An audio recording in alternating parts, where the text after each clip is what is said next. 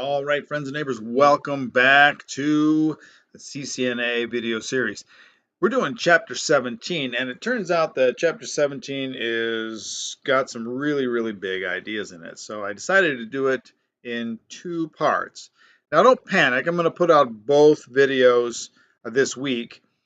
So I just wanted to split them up and really sort of separate the ideas so we could focus on two really big thoughts.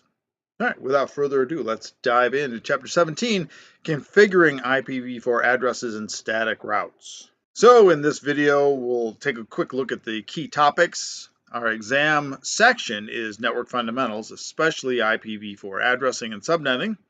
Right, we're going to be continuing to work with subnetting like forever.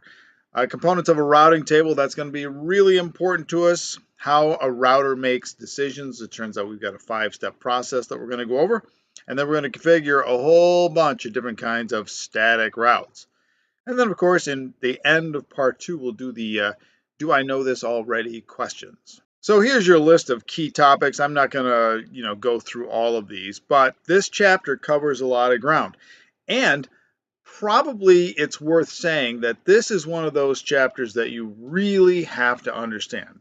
Because these are the nuts and bolts, the sort of foundational ideas for all of what we're going to do with routing. And so it's really important that we get a handle on what this chapter is trying to say. All right, so IP routing, the process of forwarding IP packets. So first of all, right, we put a router in between subnets or networks. The router's whole job is to forward IP packets, but only if it needs to, right? So a router has the ability to act on its own, but the main thing or the main gig for a router is that hosts are going to send stuff to the router. And so the router is going to be receiving stuff after the hosts have decided, I have to send this to a default gateway. So it really depends on that process that the hosts go through. And we're going to talk about host routing tables in a minute. So once the router gets it, now it has to decide what to do with it. Now we need the lower layers of the network to operate correctly, right? Remember that the router interfaces that we're going to be working with are going to be connected to an Ethernet network of some kind, maybe a serial connection or maybe a WAN connection. But all of that lower layer stuff still has to operate. So routers still do physical layer signaling. Routers still have a MAC address. Every interface on a router has a MAC address. And then we still have to obey the rules of ARPing and broadcast and multicast and unicast traffic and Ethernet. So all of that stuff is still there.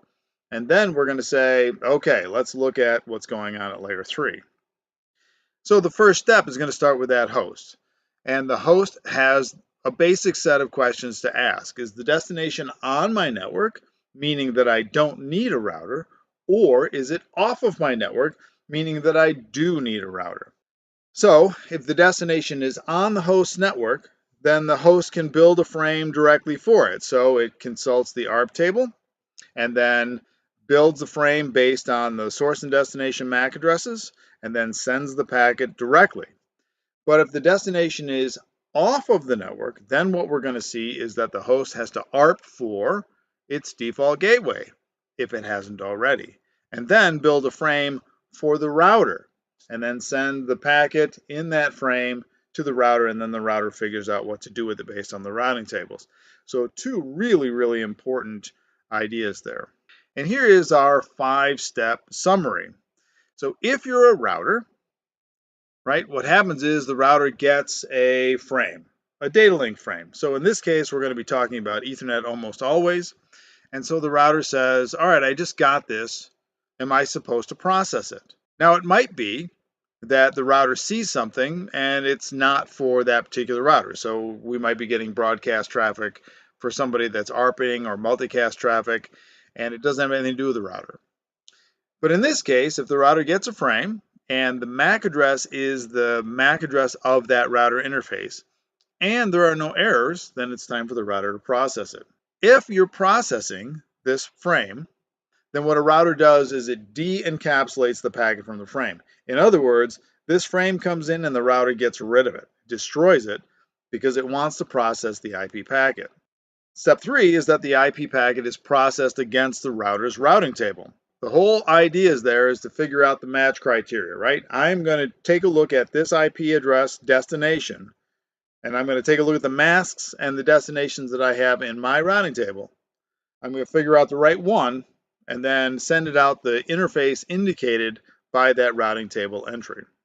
Now, as I send it out, I have to encapsulate it in a brand new frame. So a single router is going to have two frames, right? This frame came to the router got rid of the frame, grabbed the packet, built a new frame for the outgoing interface. And then, of course, we transmit the frame. So this is a really, really important idea, the very idea that we're destroying frames and creating new ones on the outgoing interface. So we're going to do an example, and then I'm going to do a demo for you to show you how it works. Now, before we get to the example and the demo, what we have to remember is that everything is in the tables. And if we understand the basic operation of ARP and Ethernet, we're golden, right? Because we're just going to look at the tables.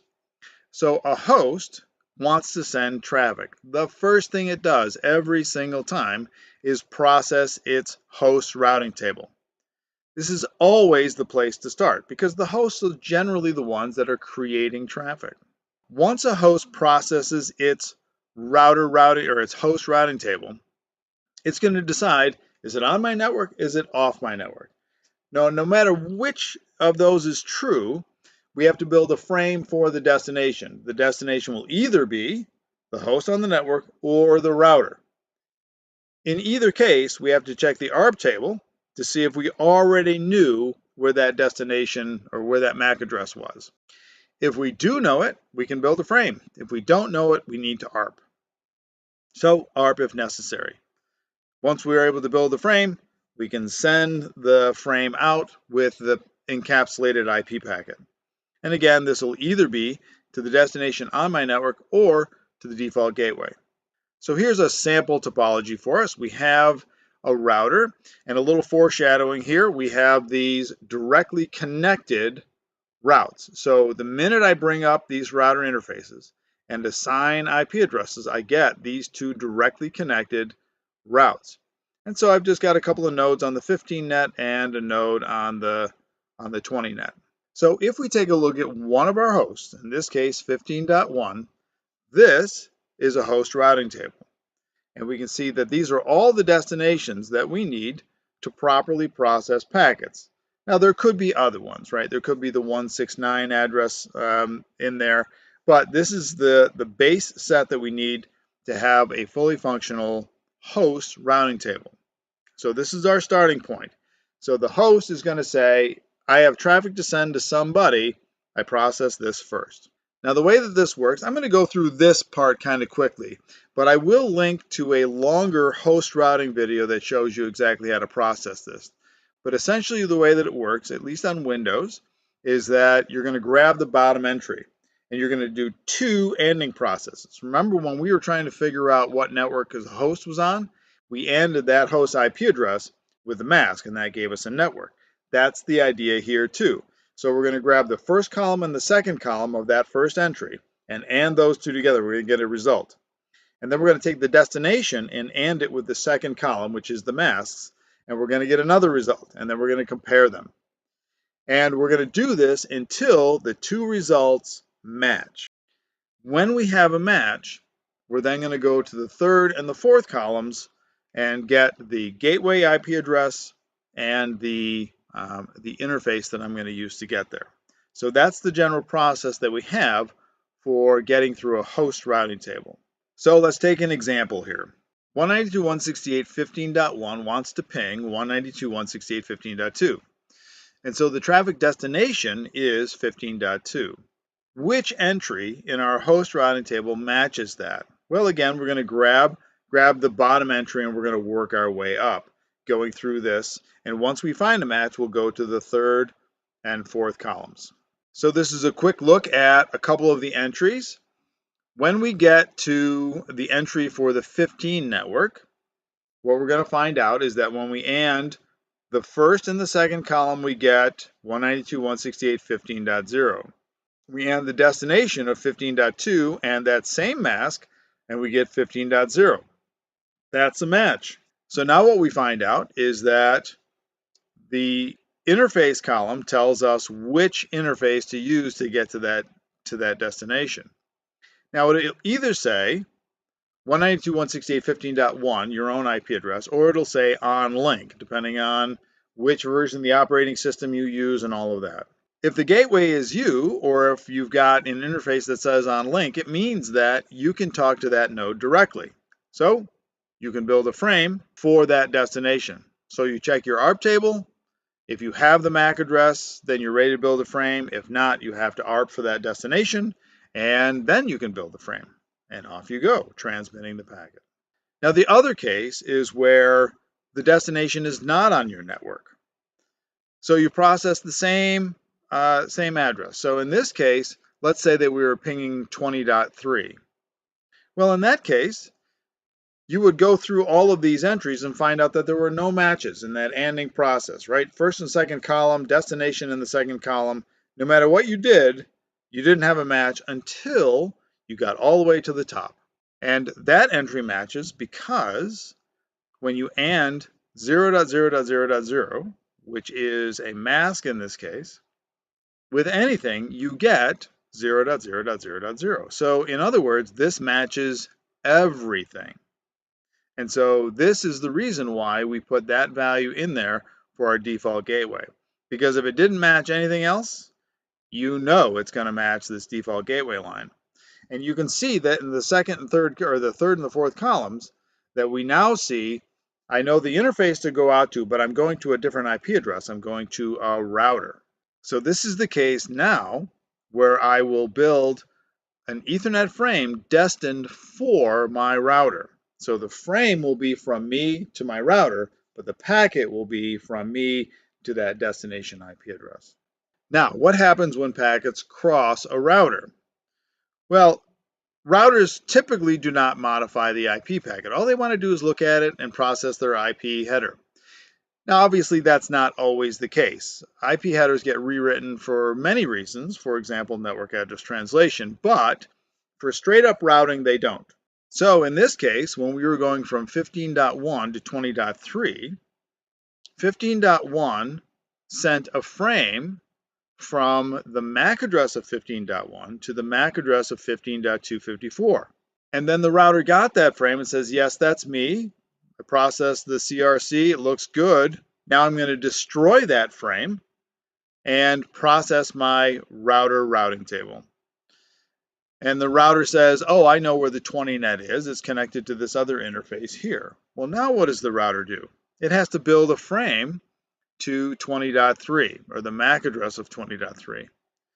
So, just like any other node, the router ARPs for 20.3 and learns its MAC address if it hasn't learned it already. And so now the outgoing Ethernet frame is from the MAC address of 20.254 to the MAC address of 20.3, but the IP packet will be the IP header, the address will still be a source of 15.1, and the destination will be 20.3. So that's a really, really important idea. And the chapter hits this pretty hard. So that's why we talk about it here, and we're going to do a demo for you here too. Now, things to remember. Routers ARP too. So if I send stuff to a router and say, please handle this for me, and the router's trying to figure out where it's got to go, the router will ARP for destination nodes, and it'll ARP for destination routers or next hop routers as well. You can see the routing table or the ARP table on a router by doing show IP ARP. Show IP route shows the routing table of a router, and I'll show you both of those. When you are doing the IP address command on the router, there are some things that we want to remember so that we don't create problems. We don't ever use .0 or .255 for IP addresses on a router because that just confuses things. One of them is for the network ID itself, and one of them is for the broadcast at that network address. Make sure that you organize or format your mask properly, the ones on the left and the zeros on the right. So you get something like 255, 255, 192.0. That would be the proper format. Router interfaces must be on different networks unless you're doing something crazy like sub-interfaces or secondary IP addresses. Normally, router interfaces will always be on different networks.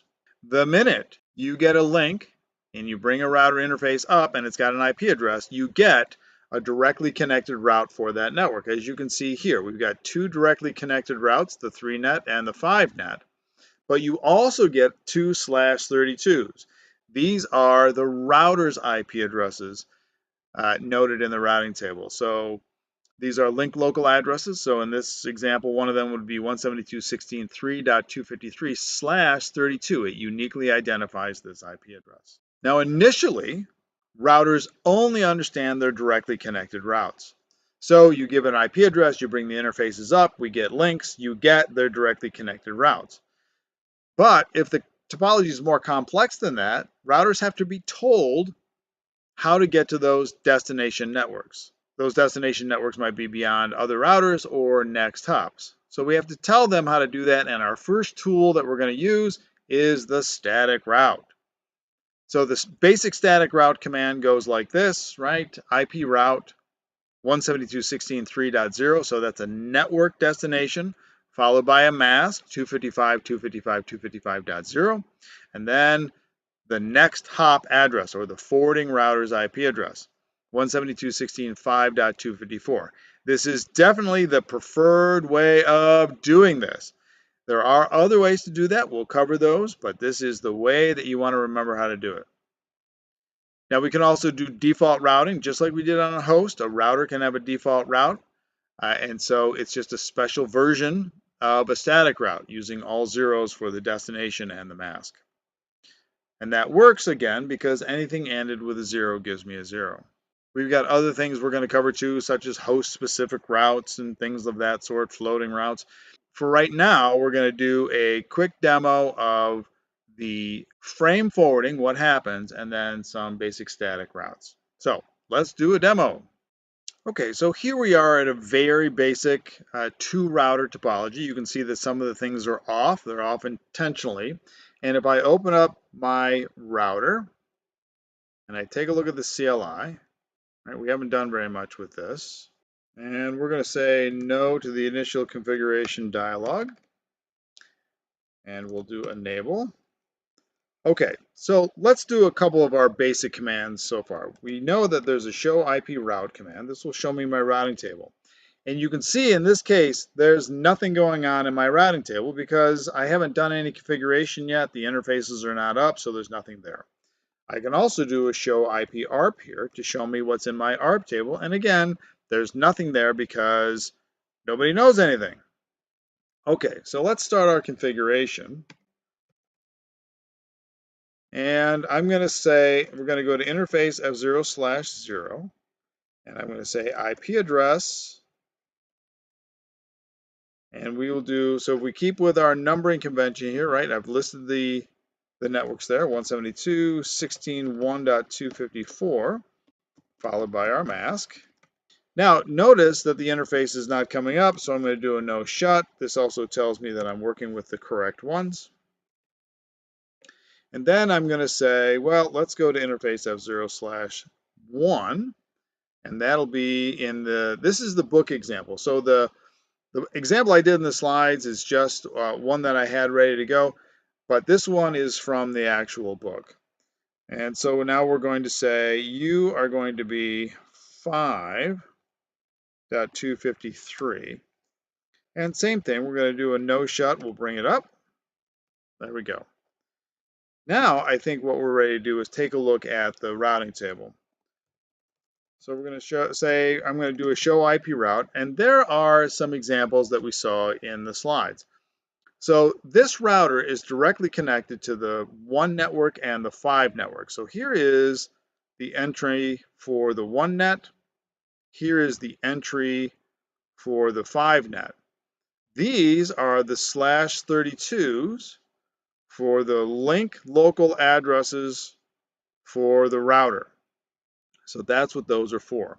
Now, if I do a show IP ARP, I only have my interfaces because I'm not communicating anywhere yet.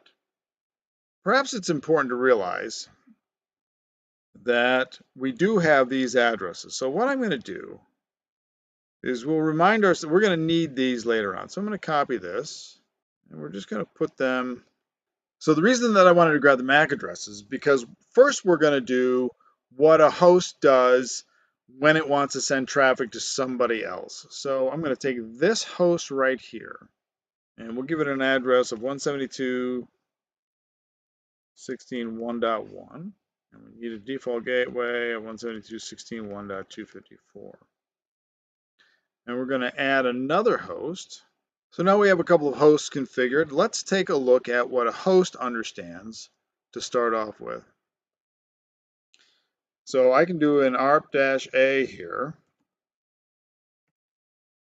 It has no ARP entries found, right? It doesn't understand anything yet because we haven't communicated.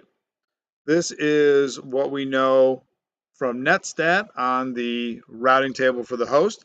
Now it's a little less complete than route print on Windows, but you can see that I have a default gateway set right there. And that's really all that we need to know right now. But what we want to see is what the host uses in terms of MAC addresses when it's communicating with other nodes. So the first thing that I'm going to do is ping 5.1. And we're going to run our simulation to do that, or while we're doing that.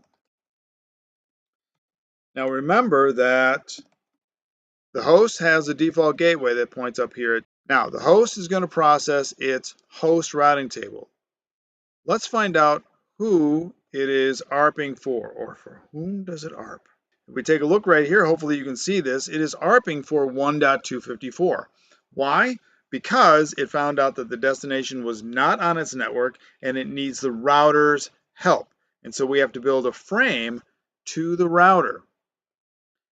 So we're going to step through this, right? The ARP message goes out, the router gets it and says, yes, that's me you're looking for, and it sends a message back. Now, this MAC address right now is going to be key to us. If we take a look at the message that came back, it's leaving the switch, but there's the MAC address right there that we're looking for. So the router is saying this is the MAC address that you should use. So now the next thing that goes out is the ICMP echo request. Well, let's see what that looks like.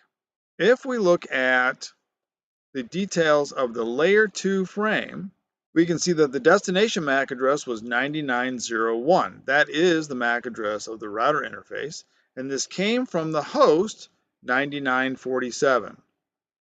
If we look at the IP packet itself, well, it's from 1.1 to 5.1. So the IP packet is going from PC0 to PC2, but the frame is going from PC to this router interface.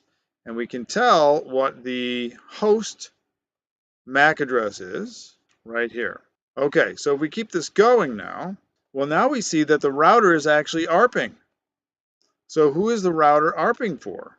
This one now is from 5.253, so that's the source IP address of the router. But for whom does it ARP? 5.1. It's looking for the MAC address of 5.1. 5.1 comes back and says, here's my MAC address. And take a look, it's going back to 9902. Now to clear things up a little bit here, I had a misconfiguration. I wrote 5.1, I configured it for 5.2, so I just fixed that. And my buffer dumped on me here, so that's why you're not seeing all the packets. But when we see this ICMP go, all will be clear, right? So the first one very commonly times out because we have to ARP. Let's see this one right here. So this one leaves, and we see that the destination is 7293 and the source is 9902. Well, we know that source MAC is right here. The IP packets 1.1 to 5.1. Okay. Well, who's this mystery MAC address right there? 7293. 7293 is our other PC. So now everything works. So now what we're going to do is we're going to ping a node on the same network. And the question will be, how is this different than going to a different network? Well, if we take a look at this, 9901 and 9902 are the MAC addresses of the router. And we can see that neither one of those are being used now. Why? Because the destination is on the host network. Now that's what we know, right? We know how that works, and it's just a conversation now. It doesn't involve the router at all. But now if we take a look at what the hosts know, we could say, show me your ARP table. And it knows not only about the node on the network, but it knows about the router. Well, what about the router? The router knows about 1.1 and about 5.1 now. So these are entries that it's added because it had to exchange data with these nodes. Well, let's take a look at how we would get across to a destination network. So now we're going to switch gears. We know that the hosts know how to get around. So now we're going to teach the routers how to get to a destination network that's beyond what they know. So again, router 0 here understands two networks.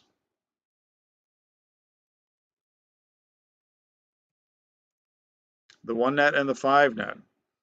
Now I'll also point out a couple of things here, right? These are all directly connected routes, and that makes them the best possible route that the router knows about.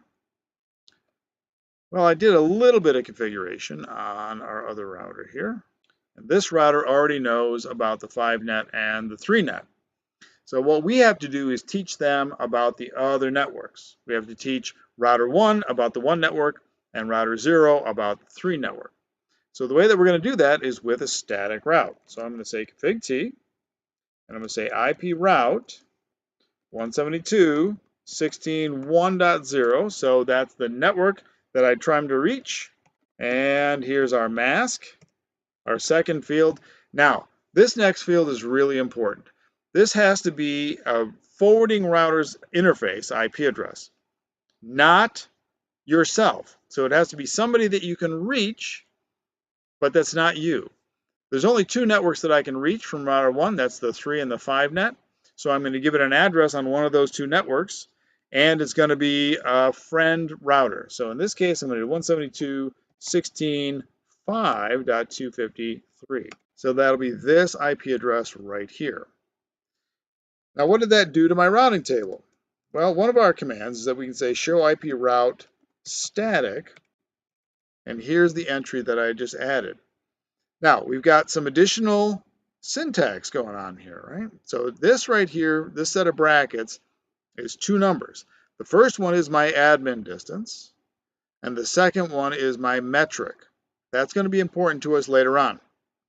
The admin distance is a measure of the quality or the value of a route. Lower numbers are better. So a static route has an admin distance of 1. There's only one thing that beats it, and that is a directly connected route. And we can see the forwarding router's IP address, or my next hop. So now let's fix router 0 to tell it where the 3 network is. And I'm going to say IP route 172.16.3.0, again the mask. And then the forwarding IP address. Well, this will be 172.16.5, but the other side. So this would be 254. And again, if I do a show IP route, there's my static route. If I just wanted to look at static routes, I could say show IP route static. There we go. And we can see that we've got our admin distance and our metric. Okay. Now I'm going to turn on the simulation again, and what we're going to see is that the routers will actually ARP for each other. So we'll have a frame that's created over here, destroyed by the router, a new one created, destroyed by routers 1, and then a third frame will be created by router 1. I'm not going to go through all the MAC addresses, but we'll see how this works. So now, I suppose we ought to make sure we got this configured. So let's ping across. Oops.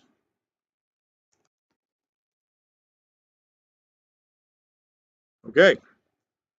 The ICMP is going.